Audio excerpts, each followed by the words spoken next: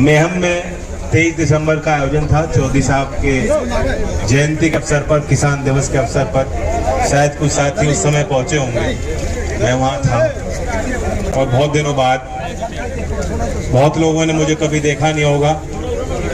यहाँ कुछ ही चेहरे ऐसे हैं जिनको मैं बचपन से देख रहा हूँ, लेकिन मैं जानता हूँ कि हमारे और आपके बीच जो रिश्ता है वो बहुत पुराना है। एक प्यार है, एक घनिष्ठता है, एक अपनापन है जो आपके व्यवहार में खूब झलका। मैं आभार व्यक्त करता हूँ आपको। आपने खूब स्वागत सत्कार किया।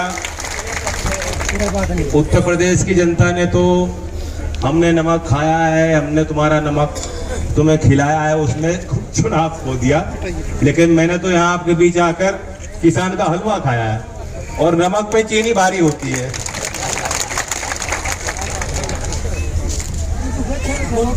विषय तो गंभीर है, मैं भी मुस्कुरा रहा हूँ, आप भी मुस्कुरा रहे हो, और लड़ाई मुस्कुरा के ही लड़ी जाती है, मायूस होके तो नहीं लड़ी जाती, हिम्मत से लड़ी जाती है।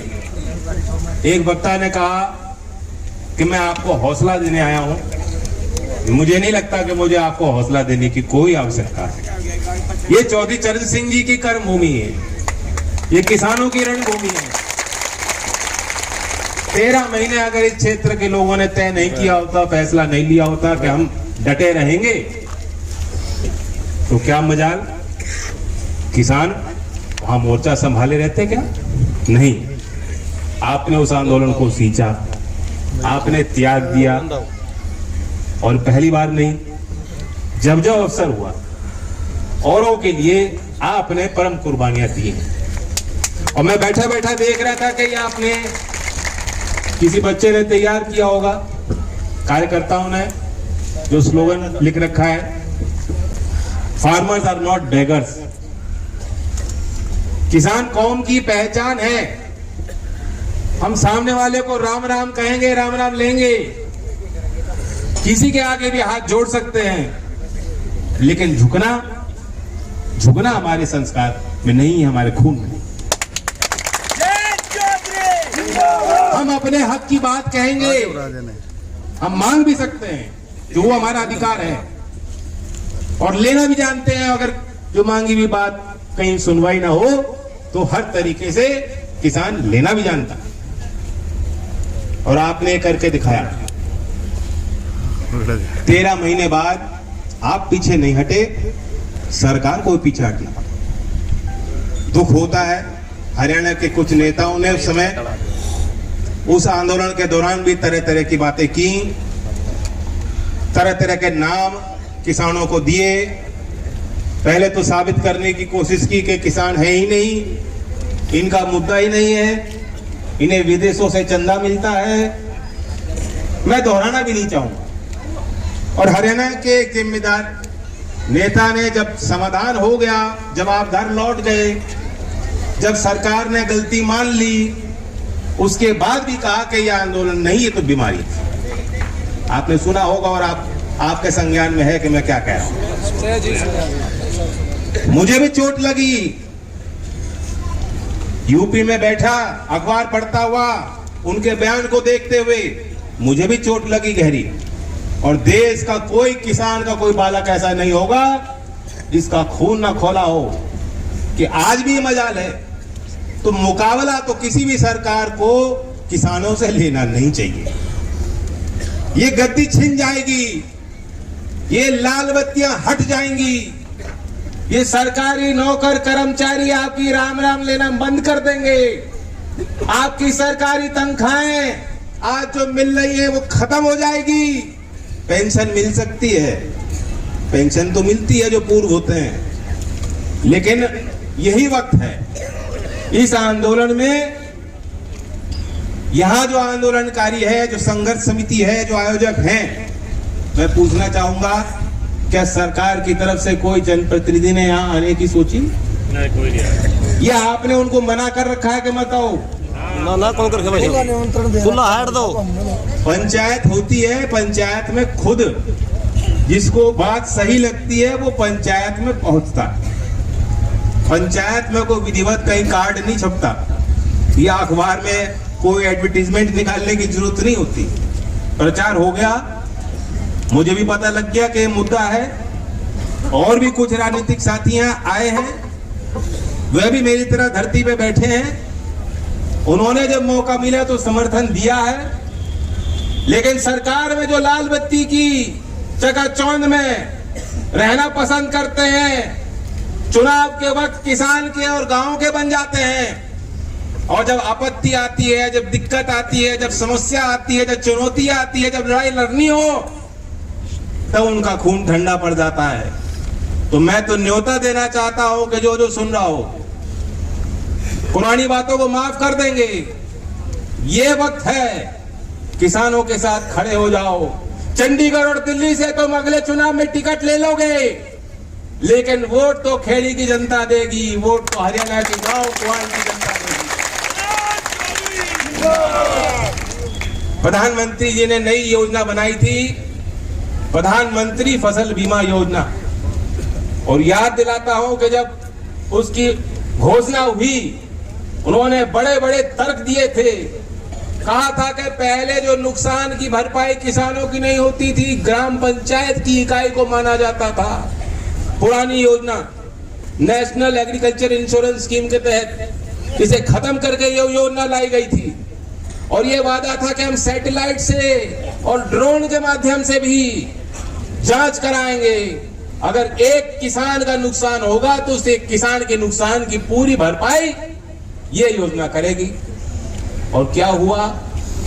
जबरदस्ती जबरन तो किसी किसान का खाता खुला हुआ है, उसने कर्जा ले रखा है, बिना पूछे आपको उस योजना में जोड़ दिया। और आपके खाते से जो प्रीमियम, जो किस्त जानी थी, वो काट ली। किसानों में रोष होने लगा, किसानों में सवाल उठने लगे। क्लेम का वक्त आया, आपकी फसल, ये जो छुट्टे घूम रहे हैं हमारे यहाँ तो बहुत, उत्तर प्रदेश में तो त्राही त्राही है। और मैं यहाँ भी देख रहा था, यहाँ भी आपने तार लगा रखी है। और यहाँ भी जो छुट्टे घूमते हैं, इन्होंने भी यूनियन बना रखी है। अब अकेला नहीं, झुंड है, झुंड। वो नाम तो दे रखे हैं आपने भी, मुझे पता। ये सीधे किसी भी खेत में जाके बढ़ जाए और उगाई कर लेते हैं, चौथ वसूल रहे हैं किसानों से। इसका कोई उपाय नहीं। अगर इससे नुकसान हो फसल को, इस योजना में कुछ नहीं मिलता। आगजनी हो जाए, खराब मौसम में, या कोई कीट लग जाए, फसल बर्बाद हो जाए, समय समय पे किसानों ने कोशिश की कि ये योजना। बहुत बड़ी जिम्मेदारी चौधरी अजीत सिंह जी के जाने के बाद बहुत युवा अवस्था में मुझे मिली है। हमारे विधायक आए हैं, 8 को आना था, लेकिन 6 की संख्या भी बहुत है, छक्का ही मारना है। इनका भी साथ मिलेगा और मैं आपका भी सहयोग मांगने आया हूं। मैं देने को आपको कुछ नहीं दे सकता, मैं आपका सहयोग मांगने आया हूं कि बहुत बड़ी जिम्मेदारी है, बहुत बड़ा विश्वास आपने हमेशा चौधरी चरण सिंह जी पे किया, बहुत बड़ा विश्वास आपने चौधरी अजीत सिंह जी के वचन पे किया। हम लोग राजनीतिक तौर पर यहाँ सक्रिय नहीं रहे, ना ही मैं कुछ वोट के मसले को लेकर यहाँ आपके बीच आया हूं। लेकिन मैं चाहूंगा कि जो जो किसान के हिमायती हैं, उनको तो पहचान लो। 13 महीने का आंदोलन हुआ, जो घर में दुबक के बैठे थे, जिन्होंने गाली गलौज की, कि अब बात कलम से होगी। असल क्रांति अगर आपको लानी है, हम लोग देखते हैं अक्सर राजनीतिक मंचों पे हम लोग जाते हैं और जनता देती है, लो तलवार पकड़ो, लो गदा पकड़ो, और तलवार लेके हम लोग फोटो खिंचा लेते हैं, गदा उठा के हम दिखाते हैं देखो हम कितने ताकतवर हैं। लेकिन अब नए जमाने में, नए युग में कलम से तभी पता लगता है कि बच्चे की आवश्यकता क्या है। जो बोल नहीं पाता बच्चा, और समाज के बुद्धिजीवी तो लड़ भी सकते हैं और बोल भी सकते हैं। तो मैं यही कहना चाहता हूं, मेरी इच्छा है, और जहां राष्ट्रीय लोकदल का परिचय आप जानते हो कि हमारा कार्यकर्ता होगा तो किसान के लिए काम करें। 13 महीने में ये भी नजर मारना कौन कौन लोग सक्रिय थे राजनीतिक क्षेत्र से, मैंने अपने भाई दीपेंद्र को तो देखा था जो लंगर सेवा भी कर रहे थे, और हम लोग वहां यूपी में वो पल जिसका वर्णन यहां मंच से किया गया, लोगों ने कहा, मैं बताना चाहता हूं क्या कैसे बीती थी। मुजफ्फरनगर से चौधरी अजीत सिंह जी अपना आखिरी चुनाव लड़े। उनकी ये इच्छा थी कि यहाँ हिंदू मुस्लिम तनाव बन गया, इसे इसको बांटना जरूरी है, वरना भविष्य अंधकार में जाएगा किसान का। लड़ना चाहते थे और उन्होंने वो बात देखी और तुरंत राकेश जी को फोन लगवाया। मैंने अपने फोन से उनका नंबर मिला के उनसे बात कराई और उन्होंने ये कहा कि राकेश बेटा चिंता ना कर, मैं तेरे न्याय संगत 2021 का घाटा इस मांग को लेकर आप बैठे हो। कपास की बहुत अच्छी पैदावार आपकी थी और शायद बारिश के कारण या उसमें कुछ रोग लग गया, लाल कीड़ा का पैसा था। और कितना घाटा था आपकी फसल में? वो एक नहीं है,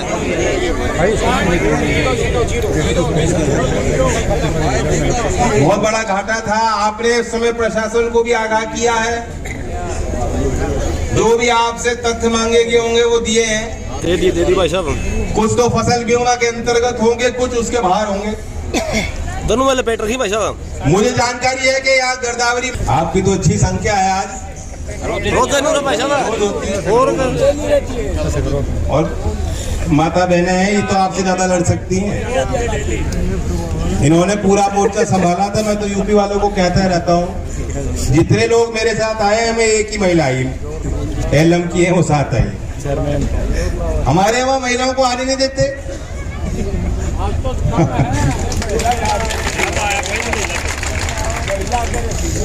महिला आगे रहती है, खड़े हैं आपके बीच में, और अगर फिर भी आना पड़े तो फिर आएंगे। आप कहोगे यहाँ नहीं चंडीगढ़ में करना है या दिल्ली करना है, तो और भी लोगों को जोड़ेंगे। आपके साथ न्याय होना चाहिए। और मैं ये सुझाव भी दूंगा कि हमारे बीच के बहुत लोग काबिल वकील हैं, चौधरी चरण सिंह जी भी वकील थे और लॉ के भी जानकार हैं।